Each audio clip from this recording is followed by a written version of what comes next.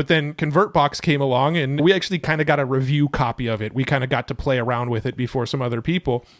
So we put it up on our website instead of Opt-in Monster to test how it would do.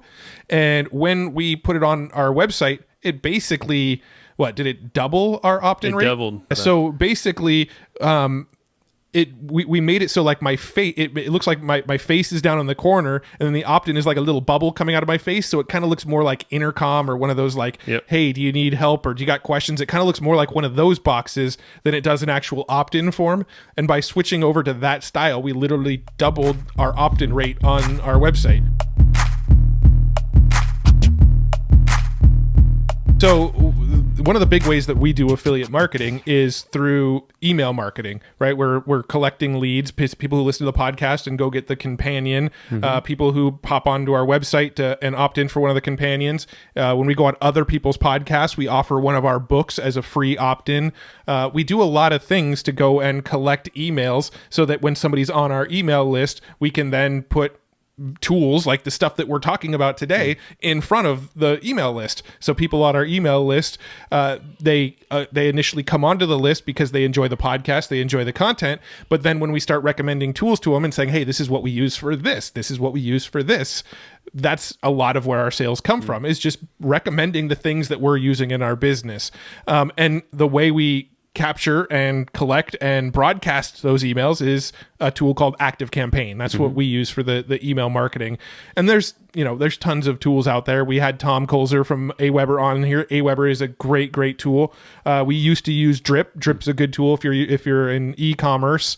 ConvertKit, we haven't really had much experience with it ourselves, but we hear great things about ConvertKit. But ActiveCampaign is the one that we really like for a handful of reasons. Which well, we've even used like Infusionsoft if you want to go that far back too, because I know a lot of folks either are members of that or have heard of it. But yeah, so with ActiveCampaign, as with most autoresponders, email autoresponders, you can send broadcasts, such as those one-off emails on like schedule or just send right away, or you can automate things, and you can do all crazy sorts of automations and schedules and sequences. Yeah, and that's what I was alluding to when designing stuff with Joe Kearns, like and this whole thing on the back end after the podcast.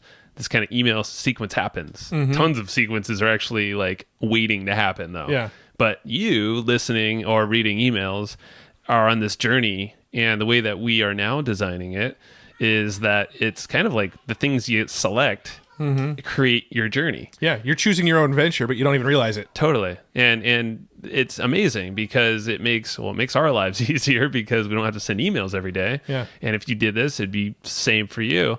But for it's just delivering more custom value to each person going through there. So everyone has a different journey. Yeah. So to give sort of a more granular example, let's just say I send an email with a strategy about affiliate marketing in the email, and you click on the link in that email. Well, that tells me that you have an interest in affiliate marketing. Maybe tomorrow's email is all about a podcast growth strategy, and you don't click on that email. Well, that tells me maybe you're not interested in podcasting. So why would I send you another email about podcasting on day 3 if you didn't take any interest on day 2? So, so this is a sort of real quick, broad view of what we're doing. But essentially, we could put content in front of you, and if you click on the content, you're essentially raising your hand saying, I like this content because it made me click. And if you don't click on the content, then you're basically raising your hand saying, that's not for me. And we're going to direct you to different emails based on the actions you took in the emails prior to it. And we're building this all out in a very automated way where we're not on a daily basis sending these broadcasts. You enter the system, and based on the actions you're taking, you're seeing different emails. So nobody on our list is ever really seeing the same emails on the same days. You're seeing what's most relevant to you based on actions you've taken previously. And that's what we're building out. And ActiveCampaign is probably the tool between ActiveCampaign and Infusionsoft. Infusionsoft's quite a bit more expensive, but between ActiveCampaign and Infusionsoft, like those are really the two tools where you can really dial that sort of segmentation and branching off, really dial that stuff in. Yeah. And it's not, I mean, it can get complicated, but really like there's a lot of models. So I'll just, there's models and frameworks to follow, we'll say. And George Bryant, so we mentioned him. He has a course. You can look him up. He's been on the show, the podcast. So throughout all of this, I was just noting some things that we'll do in some of these tools. Like we'll reference other episodes for you to explore. Yeah. So like George Bryant would be a great episode. The Robin Kennedy episode, the two email guys from the email marketing show, is their podcast. But check them out. Episode on our show. And we have a few others. But those are, I would say, start with those because those are the two guys, and some of them that we're really getting a lot of influence from. And we'll likely bring on Joe Kearns and Mike Alvarez, his partner. We'll likely bring on those guys in the future to literally talk about what they set up in our business and just share with you, like, this is what the sequence looks like and what it consists of. Yeah, so cool. we will be talking about that more in future episodes.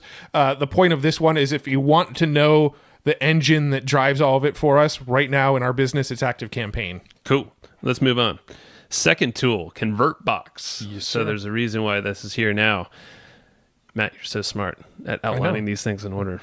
ConvertBox is basically directly attached to ActiveCampaign in our world. So that is the software tool that essentially will collect that email for you. Does a lot of other stuff too, which we could talk about. But essentially, that is how you add someone to your email list, and then that is now synced over to ActiveCampaign or other autoresponders if you choose. We use ActiveCampaign, obviously. And then from there, we can do all that fancy magic that you just talked about. Yep. So if you go to our website, you're going to see a ton of ConvertBox elements. There's literally, we have 4 per page almost. Yep. Doing different things. So yeah, you'll get the one that when you land on the page, it kind of slides in that says, do you want the companion for this? There's some, banners on the sidebar where if you click one of the banners, it makes it pop up where you can opt in. When you go to leave the website, you know how you kind of move your mouse off the browser, it says, hey, wait a minute. Yep. Like we do that with ConvertBox. Exit intents. The exit intent pop-ups, all of that kind of stuff we're building out with ConvertBox. And when somebody puts their email in that box and hits submit, it gets dumped over into that ActiveCampaign account. So when they plug in their email and submit it, that email is now inside of ActiveCampaign and you're on our broadcast list and you just got added to that whole system and sequence that we're talking about. Now with ActiveCampaign or with ConvertBox, before ConvertBox, we were using a tool called Opt-in Monster, which isn't a bad tool. I don't mind it. I wasn't a huge fan of a lot of the designs of the way the opt-in forms looked. I thought they looked a little outdated to me. But then ConvertBox came along and Josh Bartlett, who we're good buddies with, was an advisor on that.